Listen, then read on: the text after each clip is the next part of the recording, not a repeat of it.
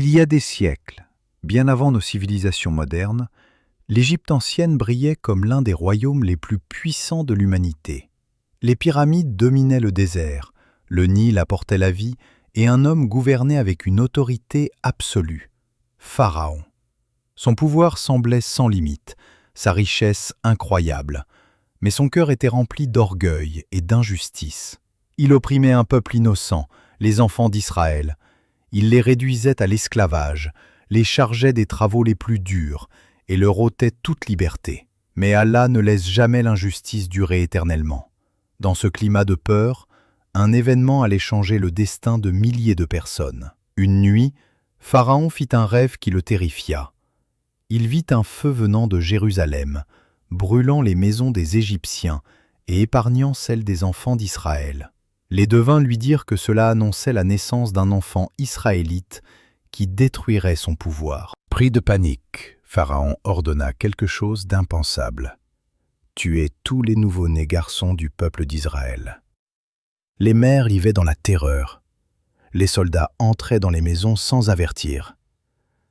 Mais Allah allait protéger celui qu'il avait choisi. La mère de Moussa, enceinte, priait nuit et jour.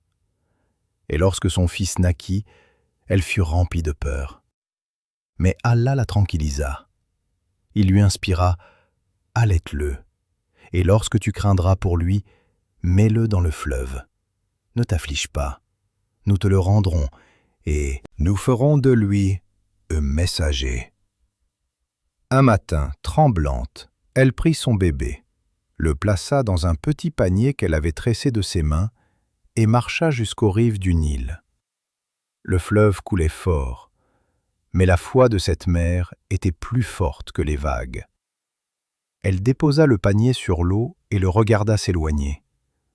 Son cœur était brisé, mais elle savait qu'Allah protégeait son enfant.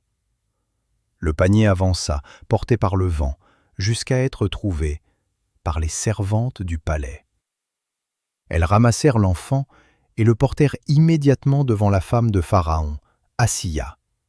Allah plaça dans son cœur un amour instantané pour le bébé.